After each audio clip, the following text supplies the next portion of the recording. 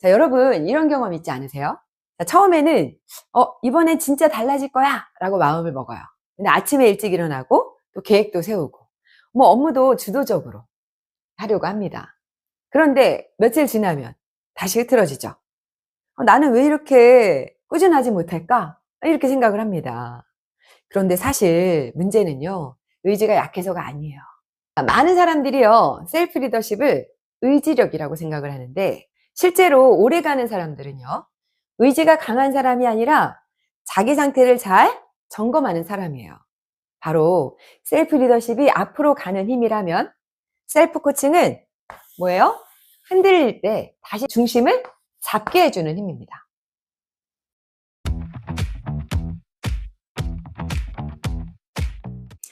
네, 안녕하세요. 주식회사 한국교육센터의 김희선 박사입니다. 오늘도 리더의 질문에 답하다. 질문을 한번 받아보도록 하겠습니다. 또 어떤 질문이 왔을까요? 대표님, 지난번에 그 셀프 리더십에 대한 이야기를 하셨잖아요. 그래서 너무 좋은 방법이다라는 이야기가 있는데 거기에 더불어서 그럼 이걸 계속 지속 가능하게 할 수 있는 방법이 또 있는가에 대한 질문이 있습니다. 네네. 자, 지난번에 제가 셀프 리더십에 대한 부분, 자기 주도적으로 일을 할 수 있는 방안에 대해서 좀 말씀드렸잖아요. 그래도 또 잘 이해하시고 여기에 또 지속 가능한 욕구까지 발생했다니 전 대단히 기쁩니다. 네, 자, 여러분 이런 경험 있지 않으세요? 자, 처음에는 이번엔 진짜 달라질 거야 라고 마음을 먹어요. 근데 아침에 일찍 일어나고 또 계획도 세우고 업무도 주도적으로 하려고 합니다. 그런데 며칠 지나면 다시 흐트러지죠. 나는 왜 이렇게 꾸준하지 못할까? 이렇게 생각을 합니다. 그런데 사실 문제는요, 의지가 약해서가 아니에요. 문제는 셀프 리더십을 지속하는 방법. 바로 셀프 코칭 습관이 없기 때문이에요. 자, 우리 셀프 코칭, 셀프 리더십을 지속하는 방법으로 셀프 코칭에 대한 이야기 오늘 할 건데요. 셀프 리더십을 오래 유지하는 사람들은 무엇이 다른지, 그리고 내가 스스로를 어떻게 코칭해야 하는지 이 시간 짧지만 또 오늘도 엑기스로 몇 가지 좀 말씀드릴게요.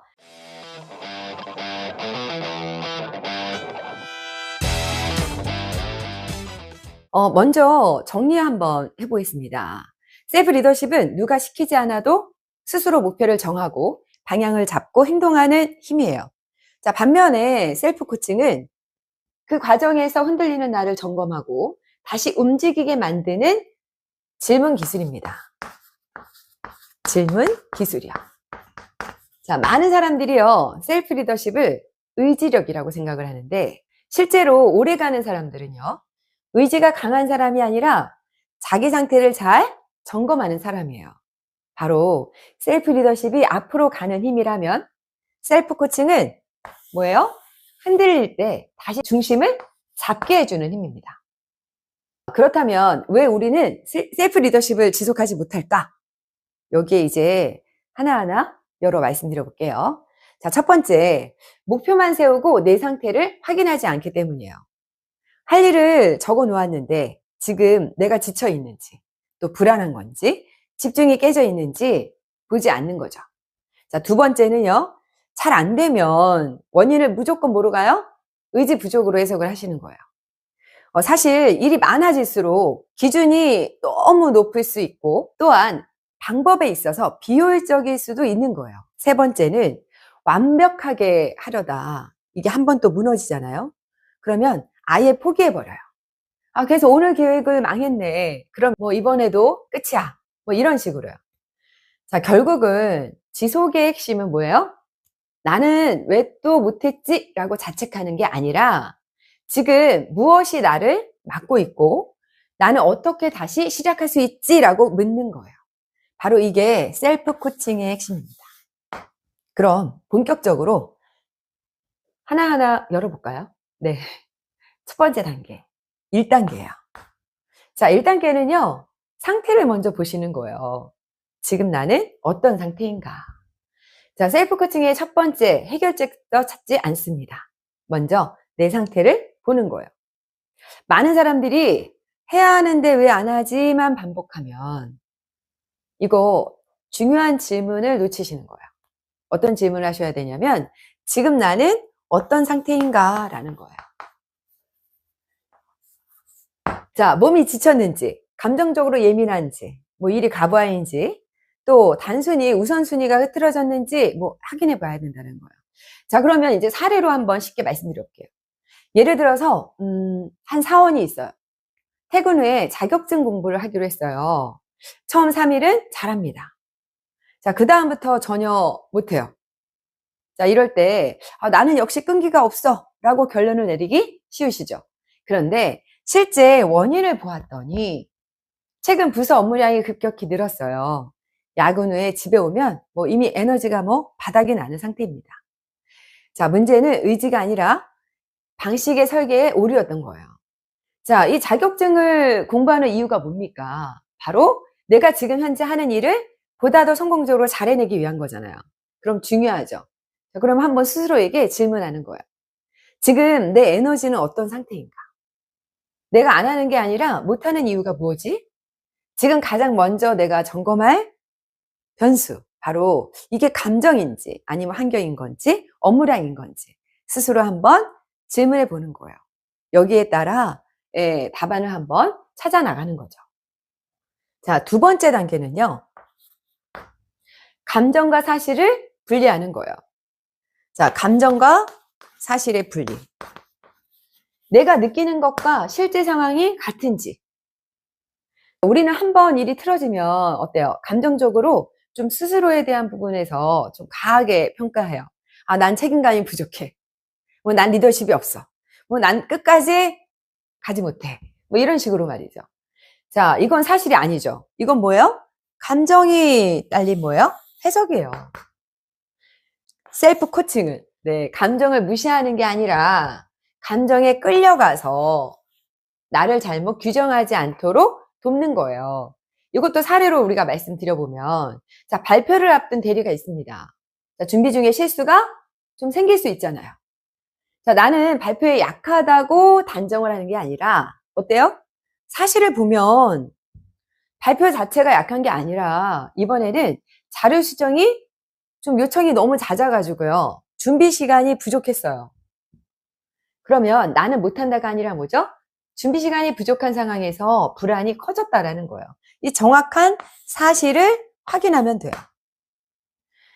자, 여기서 질문 뭐로 해요? 바로 이거예요. 지금 내가 느끼는 감정이 뭐지? 그 감정 때문에 내가 지나치게 해석을 하고 있는 건 아닐까? 자, 사실을 놓고 보면 지금 상황은 어떻게 설명될 수 있지? 바로 이 부분입니다. 자, 그럼 3단계로 넘어갈게요. 자, 3단계는요. 큰 결심보다 작은 실행으로 바꾸는 거예요. 자, 큰 결심 물론 중요합니다. 네, 이것을 작은 실행으로 바꾼다. 자, 그래서 오늘 무엇을 할 것인가로 가는 거예요. 네, 이 세 번째는요. 행동을 작게 재설계하는 거예요. 셀프 리더십이 무너지는 이유 중에 하나가요. 목표는 정말 거대하게 큰데 행동이 너무 추상적일 때 그렇습니다. 자, 더 주도적으로 일해야지, 자기 개발 열심히 해야지, 뭐 리더답게 해야지, 뭐 이런 거 다 좋은 말이긴 해요. 자, 근데 이것을 행동으로 바뀌지 않으면 지속되지 않는다는 거예요. 그래서 셀프 코칭은 뭐예요? 결심을 실행으로 바꾸는 과정이에요. 뭐로요? 실행 문장으로 바꾸는 과정이라는 거예요.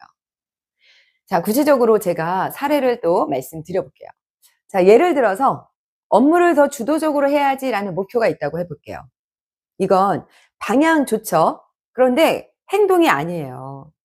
셀프 코칭으로 가면 어떻게 바뀌어요? 네.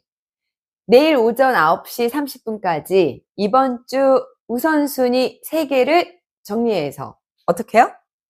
팀장님께 먼저 공유하자. 이게 이렇게 돼야만 실행이 되는 거예요. 이때 셀프 코칭의 질문 어떻게 나왔을까요? 내가 세운 목표 행동으로 문장을 좀 바뀌어보면 어떤 게 있을까? 너무 크게 잡아서 시작 자체가 어려운 것은 아닌지, 오늘 당장 할 수 있는 가장 작은 행동이 뭐지? 라고 해서 스스로에 대한 질문을 통해서 계속해서 뭔가를 끌어내시는 거예요. 스스로 답을 찾으실 수 있어요. 자, 네 번째는요. 결과보다 회복을 점검하는 거예요. 결과보다 회복. 이 말은 좀 쉽게 제가 설명을 해 드려볼게요. 셀프 리더십은 한 번도 흔들리지 않는 상태가 아니에요. 흔들린 후에도 다시 돌아오는 힘이라고요. 말씀드렸죠. 자, 꾸준한 사람들은요, 매일 완벽한 사람이 아니라 흐트러졌을 때 빨리 복귀하는 사람입니다. 그래서 셀프 코칭의 마지막 질문은 왜 또 실패했지? 이게 아니라 나는 얼마나 빨리 다시 돌아가는가? 이거예요. 자, 예를 들어서 운동을 2주째 하던 사람이요. 4일을 쉬었다고 해볼게요. 많은 사람은 여기서 어때요? 이제 또 끝났구나. 이렇게 생각할 수 있어요. 하지만 셀프 코칭, 예, 이 부분은 어떻게 할까요? 좋아. 흐름은 끊겼지만 오늘 20분만 다시 시작하자. 라고 합니다. 바로 이 차이가 장기 지속성을 만들어주는데요. 그렇다면 나는 완벽을 목표로 했던 것일까? 지속적으로 하는 것을 목표로 한 것이었을까? 라고 스스로에게 질문해야 되고요. 자, 이 중단된 부분에 있어서의 이후에 다시 돌아가기 위해서는 내가 이 운동을 2주째 했는데 4일을 쉬었어.